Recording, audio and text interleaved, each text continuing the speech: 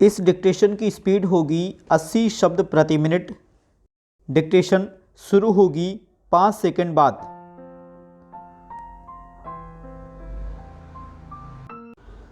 Start.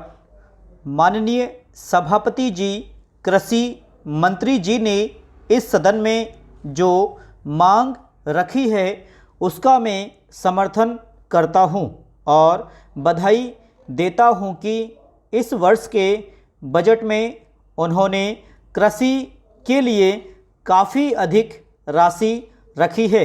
हमारा देश एक कृषि प्रधान देश माना जाता है, लेकिन खेती और किसानों की ओर जितना ध्यान दिया जाना था पिछले सालों में वह नहीं दिया गया है। कृषि के प्रति हमारा जो दृष्टिकोण है उसके कारण कृषि की स्थिति ज्यों की त्यों रही है। अधिक राशि रखने से ही यह समस्या हल होने वाली नहीं है।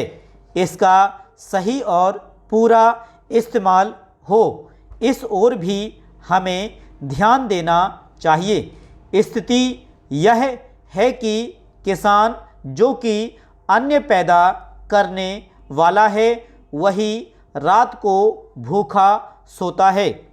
कृषि की इतने सालों बाद भी यही स्थिति है। इसको समाप्त करने के लिए हमें शीघ्र ही नीति में कुछ सुधार करना पड़ेगा।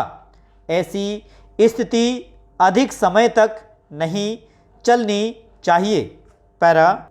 मैं माननीय कृषि मंत्री जी से प्रार्थना करता हूं कि इस बारे में तेजी से काम हो।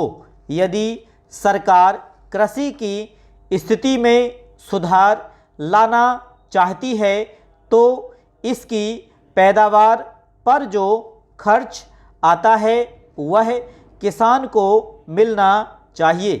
इसके बिना खेती में सुधार नहीं होगा।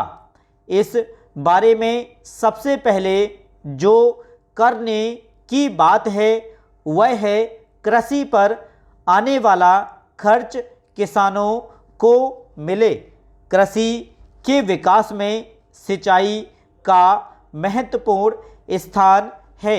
सिंचाई के साधन उपलब्ध न होने के कारण हमें जितनी पैदावार मिलनी चाहिए उतनी नहीं मिल पाती है। हमारी अधिकतर खेती वर्षा पर ही निर्भर करती है। यदि समय पर वर्षा नहीं होती है तो पैदावार नहीं होगी। सिंचाई से हम अधिक अन्न पैदा कर सकते हैं। इसलिए मैं निवेदन करना चाहता हूं कि सिंचाई की जितनी भी सुविधा हो हमें किसानों को देनी चाहिए। बजट में जो रकम रखी गई है वह और अधिक होनी चाहिए। पैरा। महोदय, बाढ़ भी हमारे देश में एक समस्या है।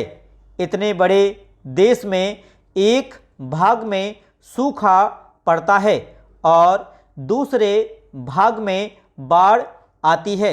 बाढ़ को रोकने के सारे उपाय बेकार हो जाते हैं।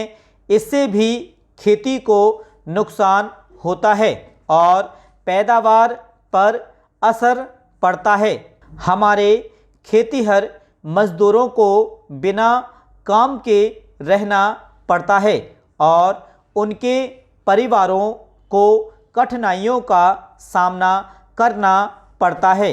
मैं कहना चाहता हूं कि सरकार इस ओर ध्यान दे। स्टॉप।